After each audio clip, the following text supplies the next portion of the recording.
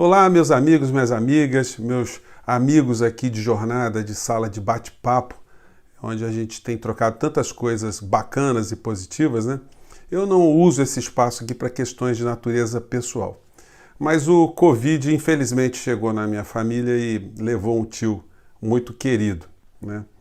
E eu fiquei relutando se eu tocava nesse assunto aqui, mas aí eu fiquei muito indignado porque hoje eu vi mais uma entrevista dessa que o presidente dá naquele chiqueirinho ali na frente do palácio. Eu resolvi falar nesse assunto até para homenagear meu tio e também fazer com que algumas palavras nossas aqui, se elas puderem chegar em outras pessoas que ainda estão distraídas com essa situação, ainda estão obcecadas de uma forma negativa pelas palavras e comportamentos desse presidente assassino que nós temos, né?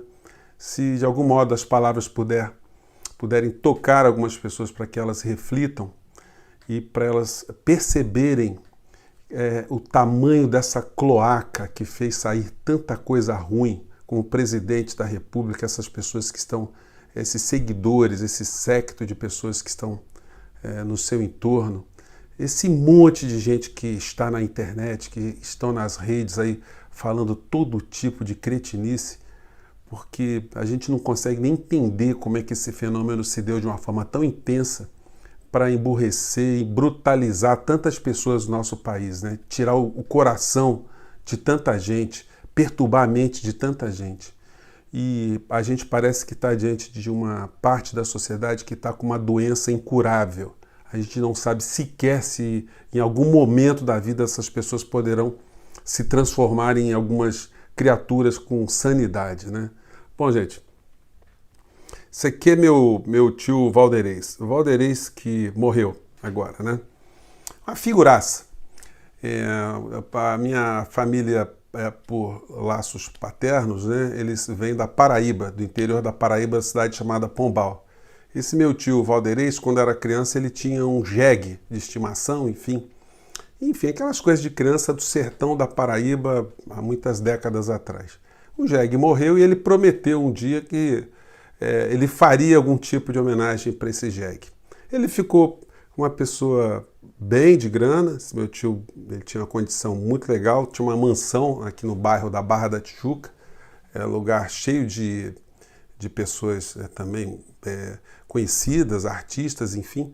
E ele fez essa coisa louca aqui, que foi mandar esculpir um jegue, que tem uma epopeia esse jegue aí, mandou buscar em Ouro Preto um artista plástico. Aí o cara fez primeiro a escultura de um pônei, quis embelezar o jegue, e falou, não, eu quero um jegue, igual o jegue que ele tinha quando era criança. E botou esse jegue na beira da piscina da casa dele.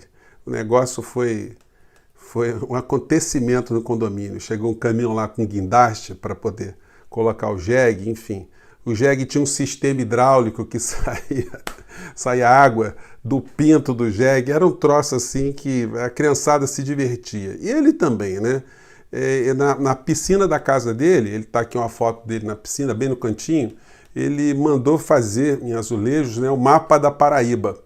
E com um destaque especial da cidade que ele e meu pai nasceu, os meus tios, né? Que é a cidade de Pombal, lá na Paraíba.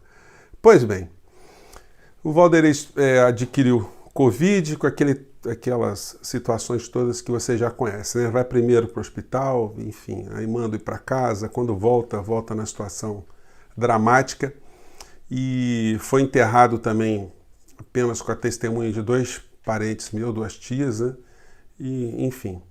E aí a gente se depara, no meio dessa história toda, com essas cenas aqui que eu tive que compartilhar com vocês. O presidente, um psicopata, um homicida, uma pessoa que não está visitando o hospital, não está indo a funeral de ninguém, não está demonstrando nenhum ato de humanidade, né? E pior de tudo, ele influencia negativamente boa parte do nosso país. Aí com ele estão uma série de deputados que saíram da mesma cloaca, né, que gerou esse tipo de gente. E a gente não pode perder de vista, gente, que isso tudo também faz parte de um grande sistema, né? Não é só Bolsonaro e esses deputados aí fétidos que são responsáveis pelas coisas ruins que acontecem no nosso país, não. Porque já era para ele ter sofrido um processo de impeachment, já era para ele não estar mais na presidência da República, já era para ele não estar sendo responsável ou corresponsável de várias mortes que estão acontecendo no nosso país e das tantas que ainda vão acontecer. Mas acontece o seguinte, né?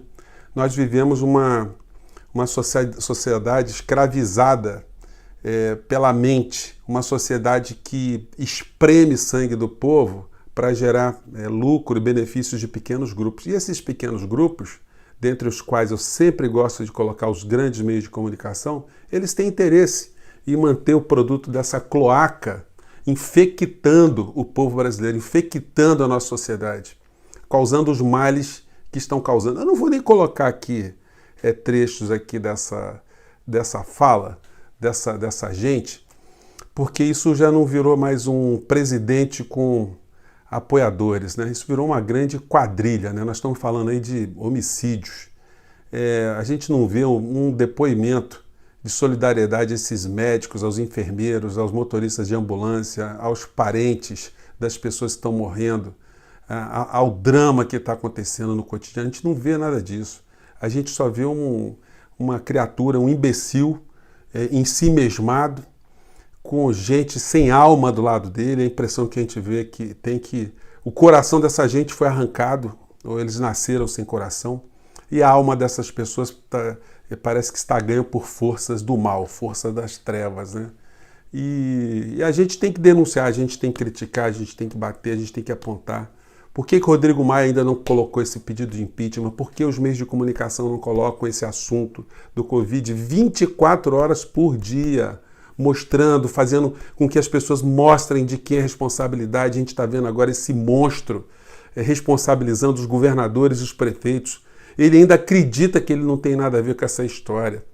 Então, quer dizer, é um psicopata, né? Um cara que pratica o mal e não se coloca no lugar do outro. Ele pratica o mal e vai comer uma pizza de noite. Então, gente, nós estamos diante de uma situação que a gente tem que se livrar dessa criatura. A gente tem que expelir essa criatura e expelir todas as pessoas que dão apoio a essa criatura, que são corresponsáveis a esses homicídios que estão acontecendo no Brasil. Esses caras que vão para a internet, esses youtubers todos aí, que parecem um bando de retardados, de pessoas retardadas e sem alma, e que acreditam que estão fazendo alguma coisa de bom para o país ou alguma coisa para si mesmo. Gente, é uma coisa assim inexplicável que está acontecendo com essas pessoas.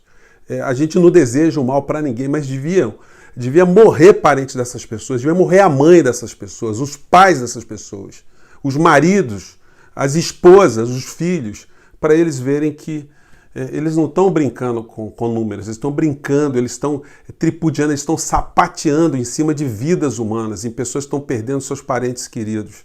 Eles ficam com esse discurso hipócrita, salafrário, bandido, que estão preocupados com o emprego. Eles nunca tiveram preocupados com o emprego na vida deles, exceto o emprego deles próprios. Então, gente, infelizmente, a gente está nessa situação. Se entrar o Mourão, a gente já fez uma avaliação aqui. Se entrar, não, teria que entrar, né? No plano econômico a gente não muda tanta coisa, mas pelo menos a gente recupera um pouco da sanidade, um pouco